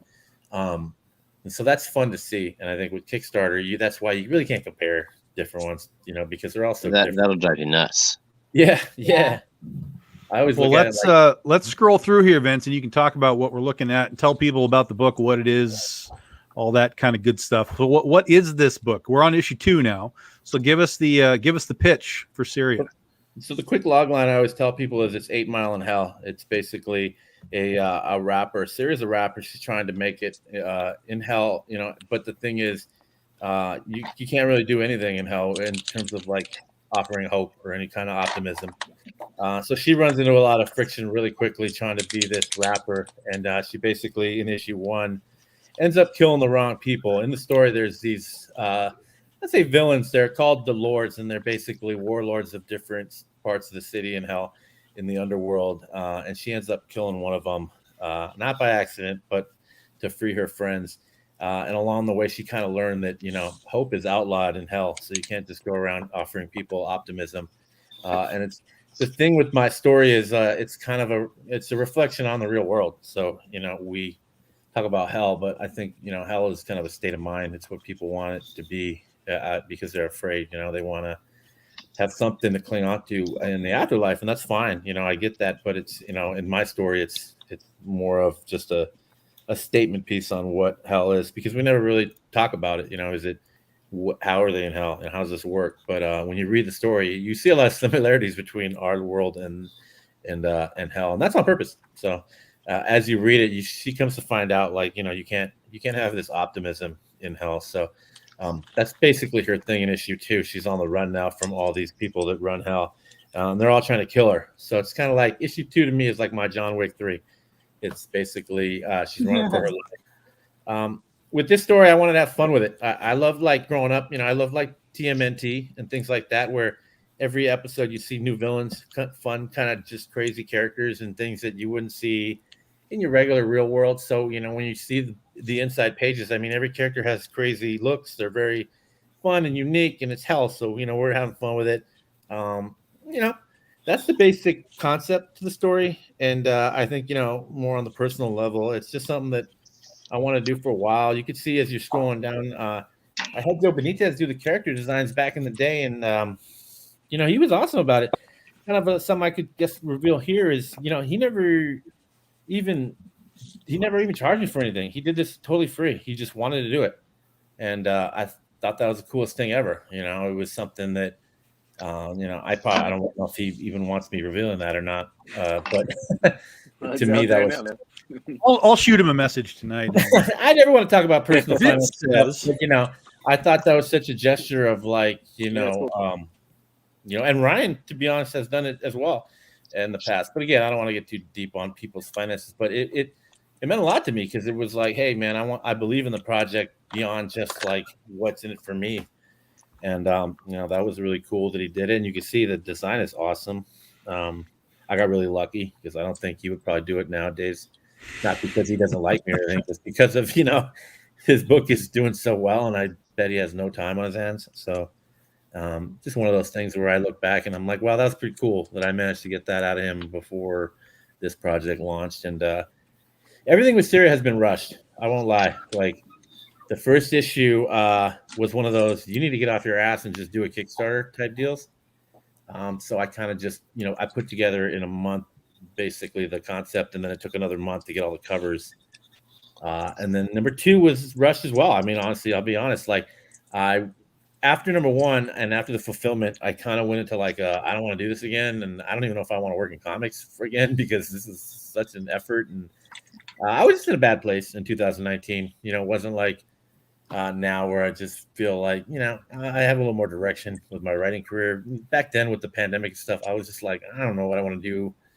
And I don't know what I want to do creatively. And Syria was doing well, but was just one of those things where I was like, do I want to continue on this? I have so many ideas. But again, with 2, I said, screw it, get it out. Let's put the book out. And so I went back to a lot of the cover artists and said, let's get some cool pieces going. And, took about a month and we got it all situated again. And, I was shocked that this one the fans are responding better for the second one than the first, which I could totally understand if they were like, look, it's been a year. So many other things have come out, we're going to have less fans this time. I get it. It's number 2, but that hasn't been the case. And I think that's awesome. Well, I think it's because you got chicks riding hippos is what's selling it. Nobody's brought that up. I love that, man. I was like so proud of that. I was like, no one's done this in the comics yet. I gotta, we're gonna put a saddle on a hippo. It's because, and this sounds stupid, but every time I go onto Facebook, I get these news feed on my news feed. There's this like hippo that pops up, this little baby hippo. I don't know. It's some zoo. And they must think I love this thing, but every day I see this new story on this fucking hippo. I've seen that same hippo. Yeah, I haven't. I just have a Henry Cavill that hits my feed. No, I know which one you're talking about. Like it's some rescued baby hippo that is very people friendly. Fiona. Yeah, Fiona. Fiona the hippo, man. It shows up when it gets called by name. It plays with them. It's weird, and you could follow it from when it was, the size of a freaking basketball till now. It's, the size of a fucking a bug. I've seen more about this hippo than I have about some of my cousins and family members. Like I've yet to see some of the kids in my family that are like newborns, but I know everything about this Fiona the hippo. And it's crazy, but yeah, and now it's bled into my story because I was like, you know what, I'm gonna do this hippo in this story. So I thought it was cool. Those pages are cool. I wish we had more time on them, to be honest. That's just kind of the editor and me. I felt like those pages were a little more rushed than I would have liked. The first artist on the campaign, Romina, she has such a defined look, and it was really cool. And having a different artist is always a challenge because you're like, oh man, are people going to respond well? Are they going to dig it? And to make matters even more hilariously funny, she's doing a campaign right now on the Painkiller Jane book. Palmiotis. So it was like going into this campaign, I was like, oh wow, yeah, exactly right. Like it was like I lost the artist on the first book, which is fine. I get it. She wanted to do a project, other stuff. But now her next project is literally coming out when Sirius coming out. So I just had to laugh at the irony of it all because I was like, okay, it's like life brings you challenges and likes to double down on it. But again, I go back to you can't look at other people's campaigns and try to compare. And Jimmy Palmiotti is a great creator, so I wish him well on his campaign. It looks like he's doing great, and the book looks awesome. So I mean, I'm happy for them, but I did think it was funny. I was like, man, perfect timing on that one. But in a way, I think it might help our stuff too, because you look at, okay, well, now I'm trying to promote the book and issue 1's done, and you can look at this artist and go, oh wow, look, now they got this Painkiller Jane book out too, and I'm gonna check them both out. Yeah, it used to be everyone tried to cycle around each other, and now there's so many things. It's just like, all right, well, we're just gonna launch and see what happens, and everyone kind of. I'll have moments where I have 5 covers out on different Kickstarters, and everyone's, hey, can you share your cover here? Can you share your cover here? Yeah, yeah, absolutely. And hopefully this one sells, and then you see that, and it goes to the next one. Like, oh, Ryan's on this book too, so let's buy that cover as well. Well, when we got to October here, and we've talked about this a little bit on the past shows, this is the first month out of this year that there were over 300 live active comic book campaigns on Kickstarter. And so when I was launching Oz, which we have one more week left on, I was like, oh my God. I mean, this is batshit crazy, because it's not just that there are 300, but there's a lot of big names. You got Vince's going, Ryan had his going, Mendoza's about to launch his, Polito just launched one. It's like, Ron Zabala had one. It's like, oh my God, this is like, not just that there's 300 campaigns, but there's large campaigns. And I was really not sure what was going to happen, but with Oz right now, with a week left to go, we're pacing right now to be the best Oz campaign we've ever had, regardless of the 300 or whoever else is out there.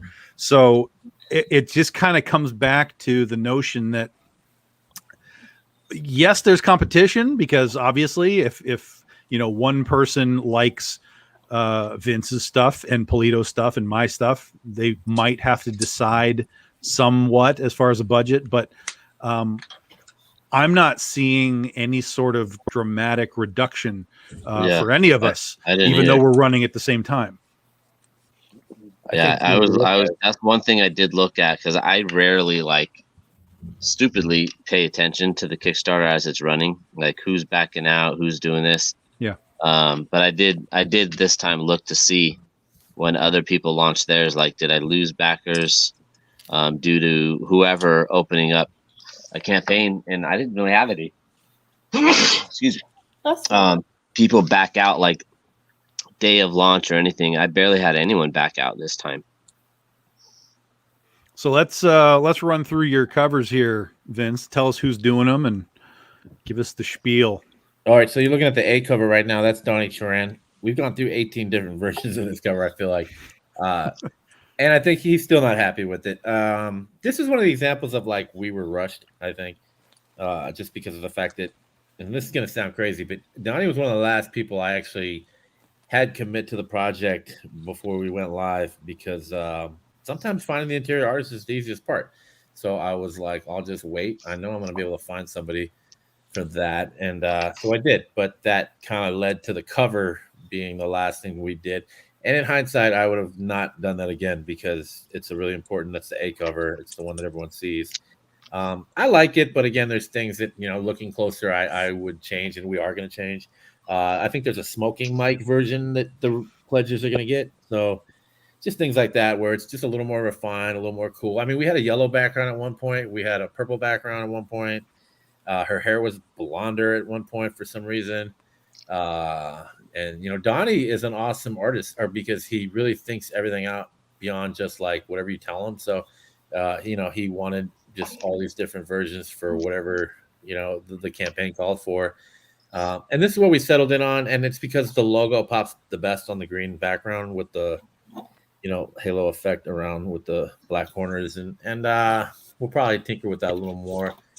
This logo has been a bitch from day one. It's a great logo. I really like it. It was designed by one of our former staffers, Gabe Carrasco, but it's hard to place on art just because of all the little elements to it, and it's, good logos are always you should be able to read it from a mile away, and this one doesn't have that, so you really have to place it well on the art. But I'm happy. So that's the A cover. If you want to scroll down, the B cover is off the top of my head. It's the Emilio Lopez one, which is the one in her jacket, which everybody seemed to love that piece. So we made it a cover for this campaign. I love that. I love that cover. It's a cool ass piece. It's just, it wasn't even going to happen, to be honest. I originally had asked Kari Randolph for a cover, and he just couldn't make it work with his schedule. And so I said, well, Kari works a lot with Emilio. They work as a team, and I love his stuff. I did a series with him called The Death Princess. So I asked him to do this piece, and, he knocked it out of the park. He, again, had zero direction. I just said, make her, give her some cool hip-hop fashion.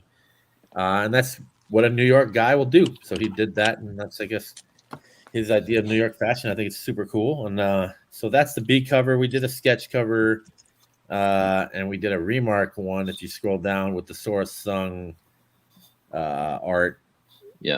Pulled a little more. I didn't even know what that meant. So Brett was like, we're going to do a remark cover. And I'm like, okay, I don't know what that means. So go for it. So that's cool. I know what a remark is. I just didn't know that they're doing those things now, which is cool. Then we got the Paolo exclusive. So this is the Kickstarter one by Paolo Pantalena and Wes Hartman. Paolo always kills it on pieces. He's everyone's favorite artist. His super personality, but he's gonna kill me for saying that. But Paolo's he's a good dude, but he's definitely hard to get on pieces, and definitely hard to get art out of him. So he's done stuff for us, and he did one for Scheherazade that it was days of us back and forth trying to get a skin tone right, and I kept saying, no, I want this, no, I want this, no, I want. He was like, but I like it that way, but I want this, Paolo, I want this, it has to be this way, Paolo. And he just finally he broke down. He's like, okay, we'll do it your way. Yeah, you can get like on a palette cover. You can always guarantee there might be like 30% that's just something he wants to do, and it's not going to relate to the character, but it'll look cool. I have a piece that he did of Batman. It's his piece. I've just been holding on to it because he left it at my pad. And it's like the most armored up Batman you'd ever see. Looks like he's going to like apply for the LAPD or something, but it's just like you'd never see Batman with this many guns. Like it's against everything Batman is, but it looks super cool. So I was like, oh man, whoever gets this is gonna be awesome, but it makes no sense for the character. But it's cool, that's Paolo. He's like that. So going down, this is another cosplay cover we did. We did a few photos from her photo shoot. So we spread it across 2 covers. I'm on the fence with cosplay covers. I don't know if they do well or not, but they're fun, and people seem to really dig the fun cosplay element to it. So I don't mind doing them. I don't really, like I said, have an opinion one way or the other if they do well or not. I couldn't tell you.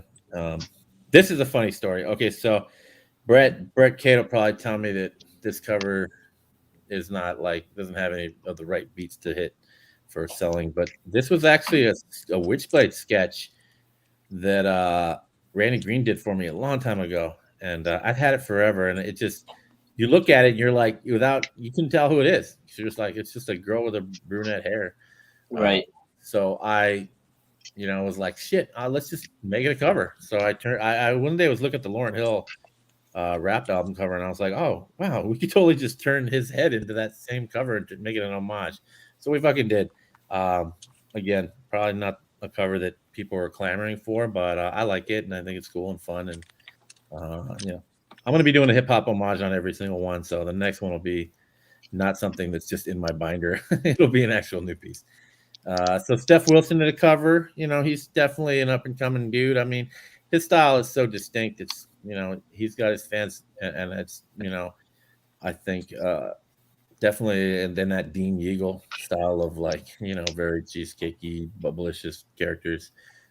He did that piece 2 years ago, so we've been sitting on that one for a long, long time. This was the OG Joe piece, so I was just talking about that piece, and we basically took it and colored it. That was another thing I just wanted to do. A lot of these covers for 2 are things that I was like, what, I just want to do it. I don't care if it's something that's going to sell well or not. I just want to do it. So I wanted to color this piece and see what it looked like. And I'm happy Wes Hartman did a cool job on it. You can't go wrong with the Joe Benitez piece. No. And then this, I think, is probably the best-selling piece if I had to check. But Kendrick Lamb doing it. Yeah, he's doing a lot of great stuff. I think he's, obviously kind of taking up the Art Germ mantle of being in that vein of really cool, just up in your face figures, and I got nothing but good things to say about this. It was literally the first piece we did for issue 2. So kudos to him. He had no reference. He just came up with that out of his head, and I was impressed.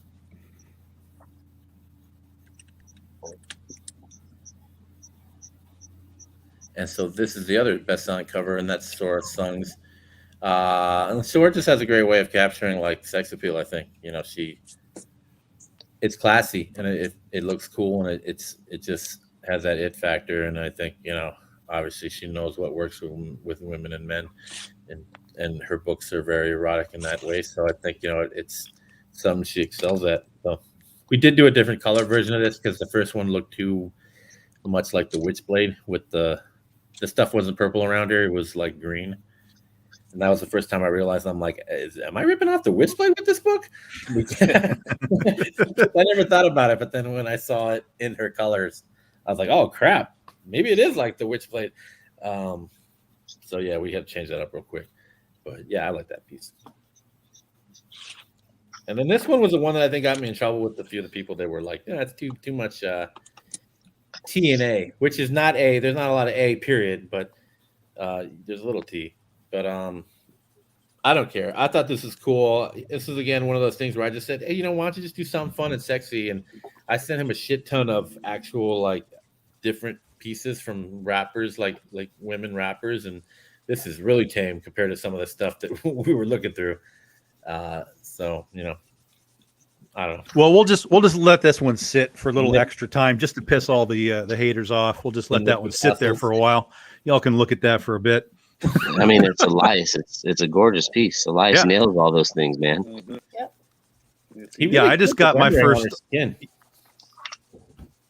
Yeah, everything looks great. I just got my first Elias cover for this Oz one, and I'm just like blown away. So, yeah, I love his stuff. This was definitely one of those guys I've wanted to work with for a long, long time.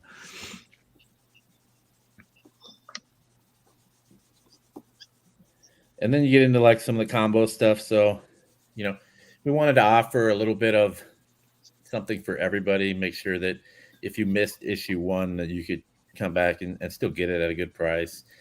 So that's where you started to come in. I mean, this is really where I think having somebody to help you, and of course the Dan Mendoza cover, which has been doing super awesome.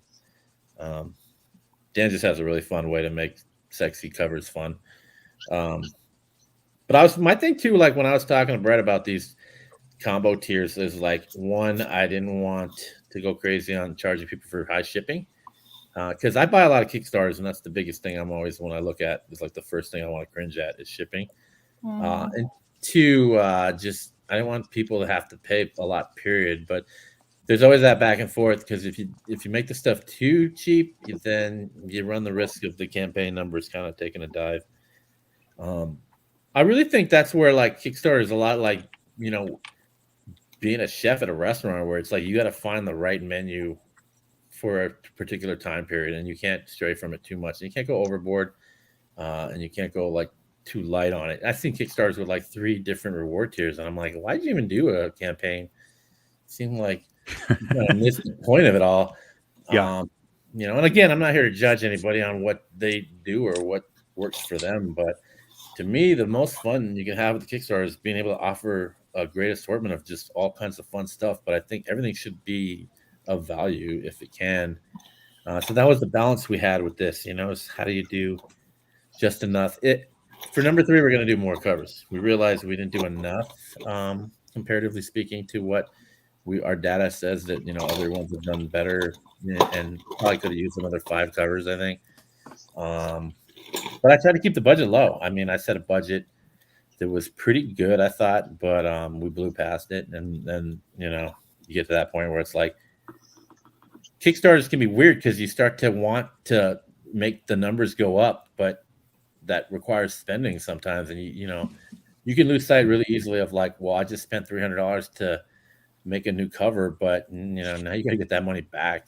And sometimes you're just throwing money into the campaign with the hope of making more, but you just end up spending more, you know. So I try to be more cognizant of that with this campaign, and we've been really good. I mean, I'm really happy with how the numbers have gone, but how much we've really. This was a budget campaign in terms of what we spent. We probably could have spent another $5,000 and really pumped it up, but you know, at the end of the day, I literally was like, no, let's get this thing out. I want it out. I want the fans to be able to look and say, look, number 2's here, and it hasn't been more than 2 years, you know. And even that makes me cringe just to say that. So, you know. What is this crystal at the bottom here? What is this? I don't know, dude. I want to know.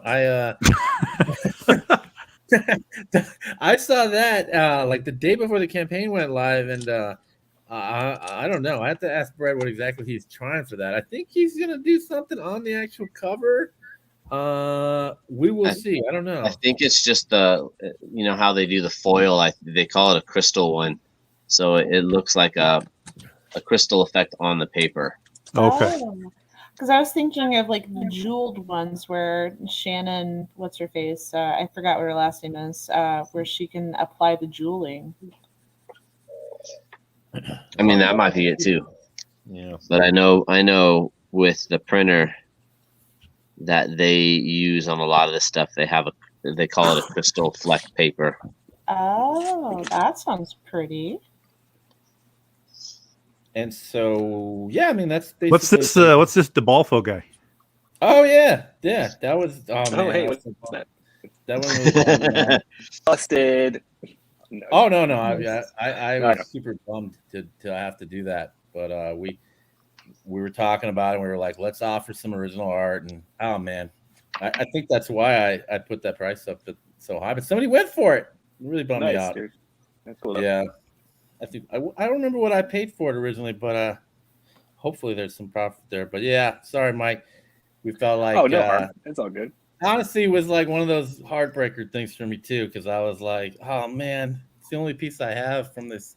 I have the Joe Benitez one, and I think we're gonna offer that for the third one. So I was like, I had somebody ask me about it from the last campaign, so I was like, I've gotten to that age now where I've kind of have to start moving artwork, otherwise it's gonna die with me. So there we are, guys. If you got questions about the campaign, Vince is here. We've got him for about another 15 minutes before the show's over. So now is the time to bug him. There's issues 1 and 2. You can get them together super easy. That's always a good thing. I think too, like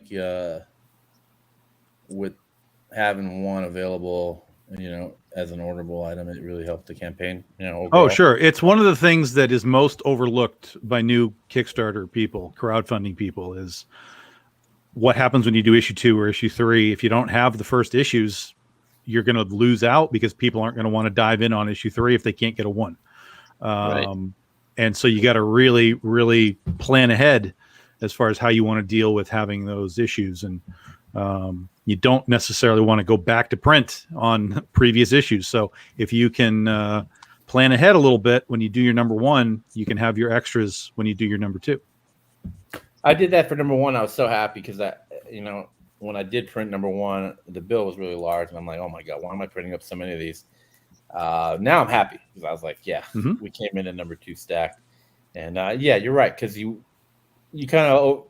underestimate you overestimate what your fans know about your property, and you just assume, oh, it's number 2, so everybody jumping on is going to obviously have read number 1, but people aren't like that. People just will buy it because they like something that looks cool, and you got to give them that if you want them to retain them, because I feel like I've seen a lot of new names on this campaign, which is kind of weird to me. I was expecting to see a lot of the same people from number 1, but it's a good weird because I'm like, oh, that's cool. There's a lot of new people coming on board. Absolutely. Yeah. There's a lot of apprehension with supporting somebody that's never had one done. So if you've already done 1 or 2 before and you have good feedback, then they're more inclined to, support you.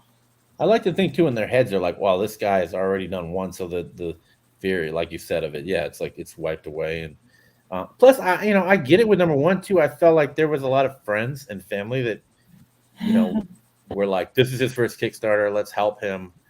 And so going into number 2, I rightly assumed like, okay, well, that's probably not going to be the case with this one as much. And that's what I want. Actually, I don't want, I think, it's cool to have your people support you, but if that's what's only keeping you up, it's kind of fake. So I really wanted to see like organic growth with the fans for number 2. And then we're doing 3 like in March. So there's going to be 0 time turnaround. So people get their book in February, then we're coming out in March with the new one. So hopefully people will be excited and want to just jump back into it again. So Mr. Smithers is asking if you're going to get back on the Artist Alley shopping network. It's funny. Everybody always asks me about that. I've been wanting to because I don't know.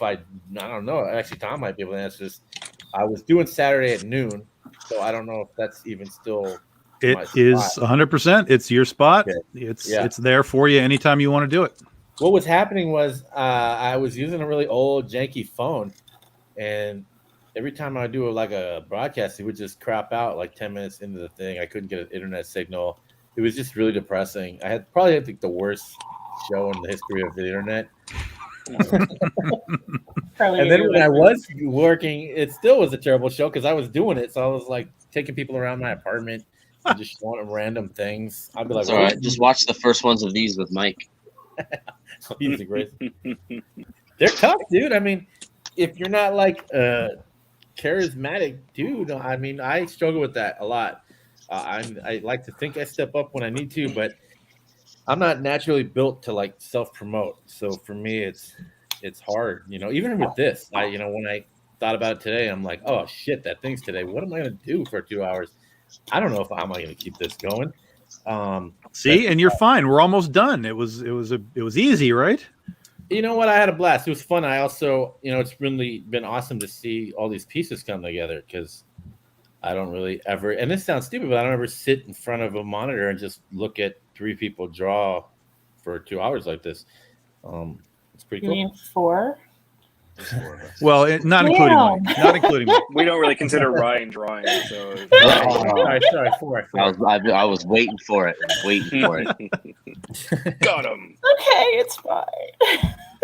I'm sorry. As soon as he said 3, I was like, Mike's gonna have something to say. Hold on, wait for it. Gotta have something for little bro. Yeah, man. See, there you go. There's a little vote of confidence for you, Vince. No, I had a fun time. Shawnee's ready for more AASN shows. Oh, awesome! Yeah, Shawnee was awesome. Maybe I'll try to do one in the next few weeks because I do have I got some cool stuff too that I've been meaning to put out. Well, yeah, definitely do one. Before your campaign ends for sure, because then you can direct people to the campaign. I know. I think it'd be a good idea actually to promote the book with the actual platform I have to promote the book. Yes. You forget though sometimes how many different channels one person could have to promote something nowadays. Because I was like, oh yeah, I got the Facebook. Oh yeah, I got the Twitter. Oh yeah, that's the Instagram. Oh yeah, don't forget you got the Facebook fan page. And then it's like, oh no, you have the MailChimp, subscriber letter or newsletter. And so it's just like, Jesus, I can't keep up with all this crap. Well, most people kind of focus on one. They'll say, okay, this is where my primary fan base is. This is where I get the most interaction, and they'll kind of focus on that the most, and really maximize it, and then kind of sprinkle the rest of. That's for me. Like Facebook is where I do basically everything, and then Twitter and Instagram and is kind of where I do the sprinkling of everything else. I've noticed a lot of artists do really well on Instagram. I don't know if it translates well to writers at all because I'm kind of in your boat, Tom, where it's like I do really well on Facebook with engagement, but when I get over to like Instagram, I don't really have any type of response, And then Twitter, I feel like they generally hate me. Anything I do. Twitter hates everybody. Twitter hates everybody. Yeah, Twitter sucks. Don't even worry about it. Yeah, hell yeah, because I do worry. I don't know. I'm stupid like that. Where I'll go on Twitter and I'll be like, man. I didn't even get a single like on this fucking post. So yeah, you're right. So Jason, we're here with Vince Hernandez. This is Syria. Right there. Live on Kickstarter right now. Already funded. Still got about a month to go. Because Vince went for the long game on this campaign. Yep. It's funny. I actually we have gone up about $150 since the broadcast started. So there you go. Nice. There you go. You can claim that, Tom, as your show. It's like one of those telethons. That's right. You call in the next 20 minutes.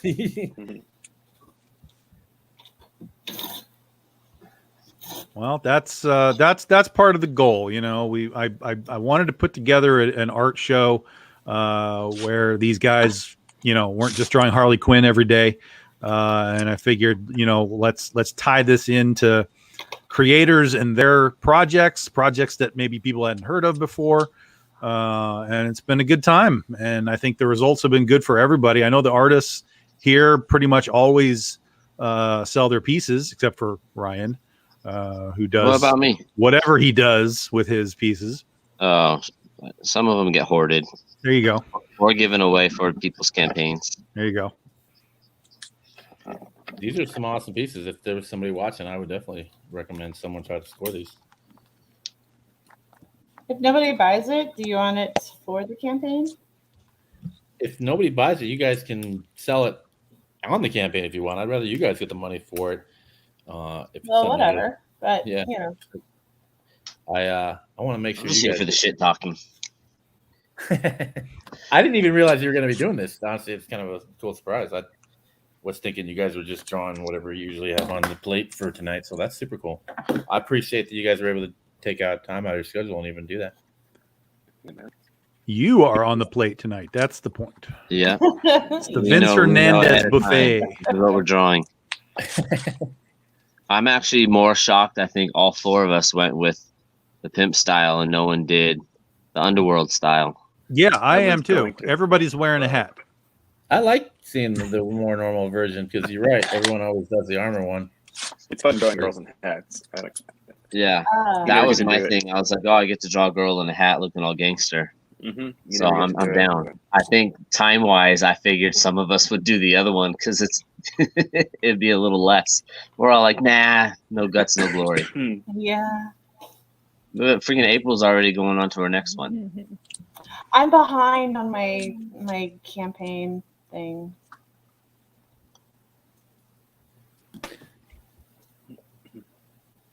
Is this your campaign in the links, right? The one that Squee? Oh yeah. Yeah, that one. That's April. Yep. I got no shame.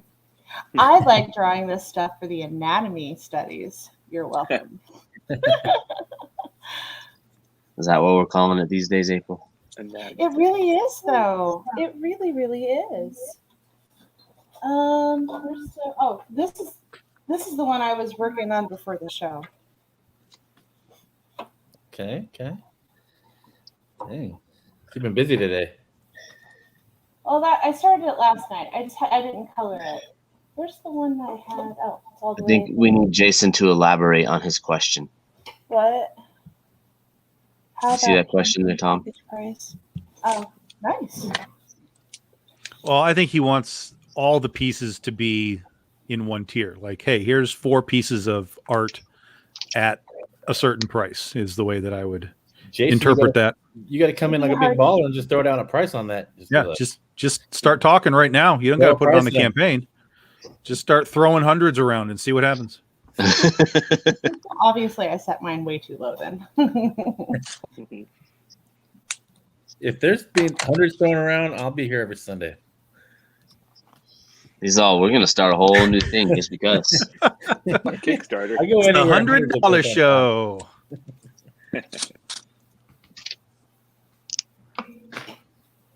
Actually, I'm psyched about Halloween, but now I'm a little worried. So April, Mr. Smithers just claimed yours. Oh, awesome. There you go. Done deal. That's how you do it. Sold. That's how you do it.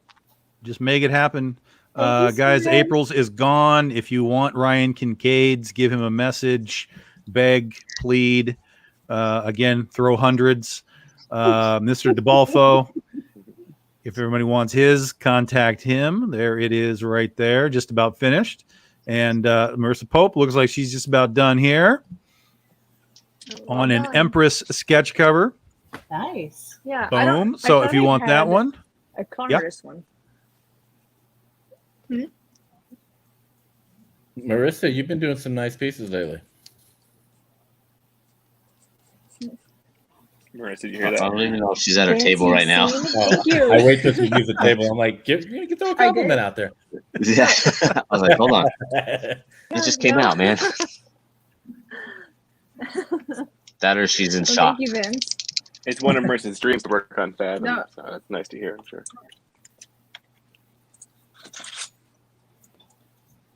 Is my mic on? yes, we hear you. Yes. Okay. Because sometimes my AirPods will like disconnect from my iPad if I turn my phone on. So